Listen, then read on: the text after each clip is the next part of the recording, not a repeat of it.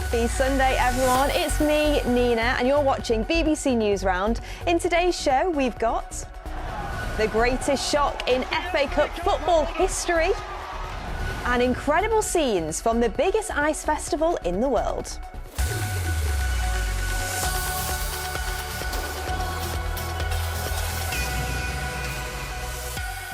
First today to a massive surprise in the oldest football competition in the world. Lots of you might play sports on the weekend and imagine that feeling of beating a team ranked way above you. Well, that's exactly how Macclesfield are feeling, beating Crystal Palace.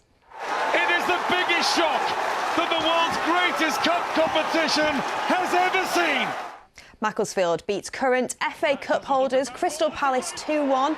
Macclesfield are 117 places below Palace in the 6th tier. Captain Paul Dawson took them into the lead before another goal by Isaac Buckley-Rickett in the 60th minute.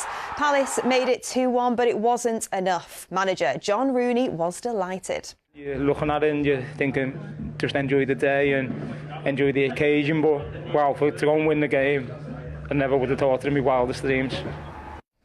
There were plenty of other FA Cup games happening yesterday too, none quite as dramatic. However, Manchester City did beat League One side Exeter City 10-1. A new Chelsea manager got off to a good start with the Blues beating Championship side Charlton 5-1. There is plenty more FA Cup action later today. Telly now, and the Masked Singer is officially back, and with it some amazing costumes and even more amazing singing from some. This week it was Sports Day themed and contestants had an absolute field day, but it was Monkey Business and Yak who ended up in the bottom two. At the sing-off, it was Yak who was ultimately eliminated and was revealed, of course, after calls of "Get up, take it up.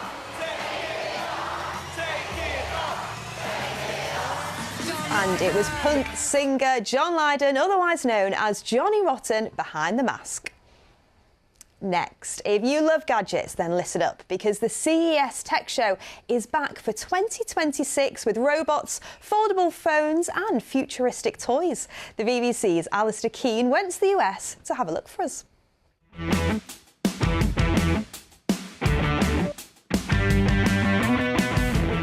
Thousands of people have come here this week to see the latest tech that might become a part of our lives. Let's go check it out. If you thought your phone screen wasn't quite big enough, check this out. This is the Samsung Tri-Fold that folds out into a really impressive big screen. And there's some really cool engineering in this to make sure the glass is smooth. You can't even see those fold lines, and it's really light. But this is expensive. This will cost more than £2,000 when it goes on sale later this year. I might just carefully put it back. We've just walked into this room where one of the world's best known toys is announcing a big tech upgrade. This is the new Lego Smart Brick. They'll start selling it later this year, and it will light up and make sounds as you play. But will it actually take away from the fun of building Lego and using your imagination?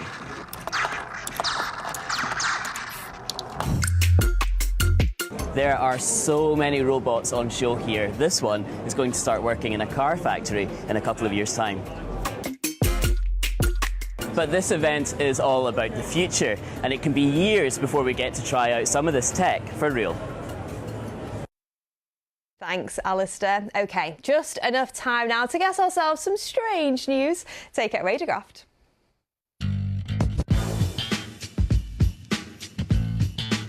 First up, take a look at these amazing pictures from the Harbin Ice Festival in China, which look like scenes from a Hollywood movie. At the centre stands a huge tower, 42 metres tall, surrounded by ice sculptures arranged in the pattern of a snowflake. This winter, the team creating the statues and buildings used 400,000 cubic metres of ice harvested from the river. It looks even better at night with sculptures and buildings lit up in loads of different colours. I just love this icy train. Next, meet the man who recently completed an unusual challenge, walking 500 miles in 2025 with a barrel on his back. Lee Strawbridge from Ottery St Mary was joined by friends and family as he carried Daryl the Barrel for the final few miles. He said he'd had plenty of strange looks over the last 12 months and did a walk to raise money for the town's annual Tar Barrels event. And finally, you might be forgiven for not looking twice at these little white dots mould on the back of a leaf. But to award-winning photographer Barry Webb, they are a fantastic photo opportunity. The strange little microorganisms called slime mould look totally different close up, like something from another world. So many colours! And these ones look like mini people. Incredible. Thanks to Graft. Well, that's your news rounded up from the TV team. We're back to start your week tomorrow. Have a relaxing Sunday, whatever you're up to, and I'll see you all very soon. Bye, guys.